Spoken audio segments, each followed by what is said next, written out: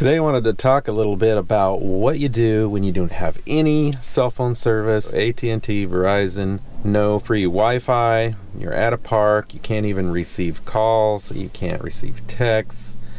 What do you do?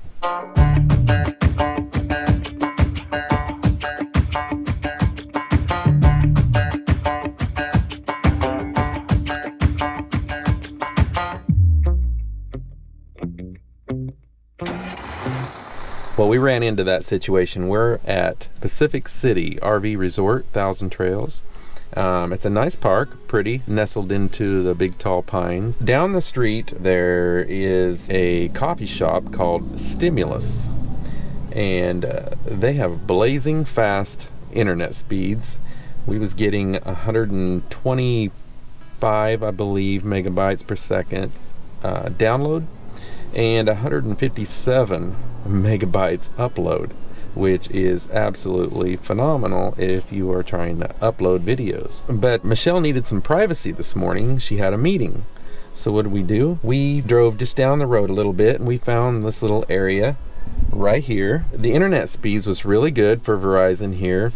We were getting, in this spot, we were getting 31.7 megabytes per second on a download speed and a 7.44 and an upload speed. And of course, like anywhere, those will vary. We came here and parked the car here so that we had the river in the background because she had a video meeting.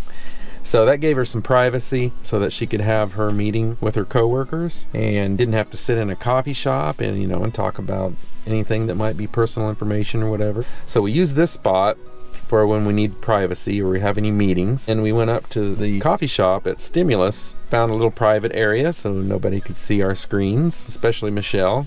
Her information is a little more private. And she's on a VPN, so if you're connected to Wi-Fi, it doesn't mean that you're not secure. If your company has a VPN, a virtual private network, then you're secure. As far as for me, if I'm on the internet, it's going to be vulnerable. But I don't need to use the internet all the time. When I'm editing videos, I obviously don't need internet. I just work on Final Cut Pro, do everything there. I use Epidemic to get my songs for the videos, so if I need to use the internet for that, I'll log in quickly and get what I need, download it to my machine, then log off of the internet. Then if I want to upload a video, then I'll log on to the internet, upload the video, and log back off. I try not to stay on it unless I need it. And also, if you have a cell phone booster, you may be thinking, well, I got a cell phone booster, I can get that signal. Not the case. We have a WeBoost 4G RV, which is a very good cell phone booster, and we've talked to other people that have cell phone boosters, and none of them are able to get a signal. You got to keep in mind, a cell phone booster does not grab that signal that you can't get and bring it in. You have to have a decent enough signal that you can amplify that signal, because that's what the booster does. If you cannot get a phone call but you're seeing your bar says 1x on your phone, you're probably not going to be able to boost that signal because it's too weak. The signal does have to be strong enough for that cell phone booster in order to boost. Just wanted to share that little tidbit with you, and hopefully it helps somebody. If you have any questions that I haven't covered about this, feel free to ask below in the comments section, and I'll try to answer your questions as soon as I can. This is so cool. Take a look at this.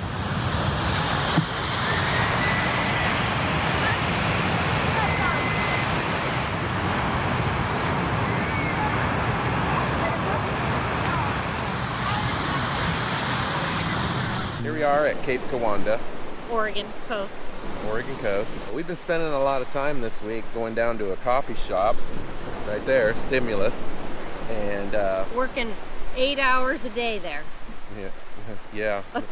And so we told the lady that we would put a little plug in for her for being so kind, letting us stay. That place has some amazing bakery items, and wow, it's really good. They get really busy. And here we are Saturday morning. We're scheduled to check out tomorrow, but we were trying to decide whether maybe to check out today. We're having a hard time figuring it out.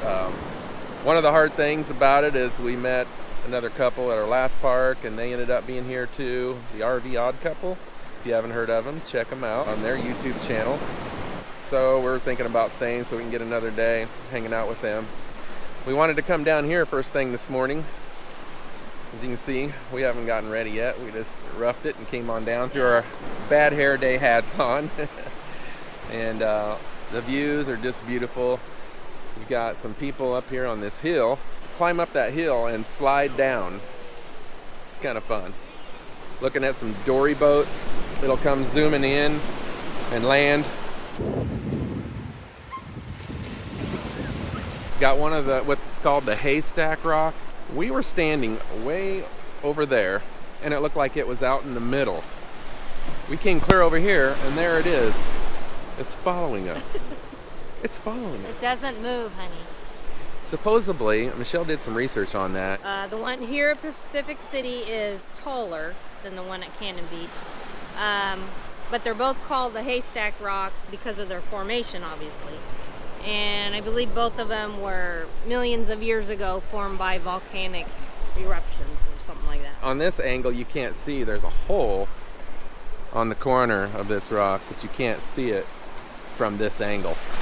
But pretty cool. Pretty cool.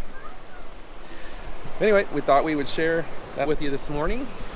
And we're going to continue our walk and drink more coffee. Woo! she's going to drink more coffee.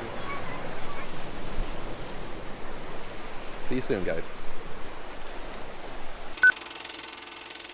Here again to work down by the river that I was talking about earlier. Down by the river, man. Down by the river. I don't know any other words.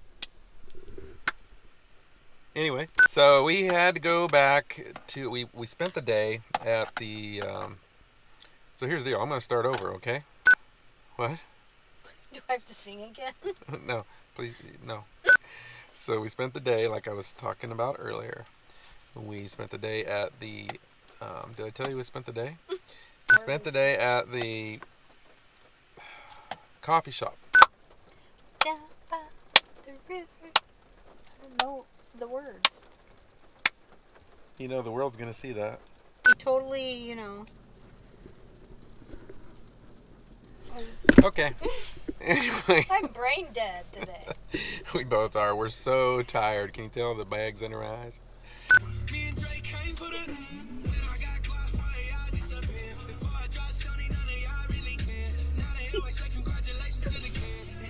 Okay, back to work. What?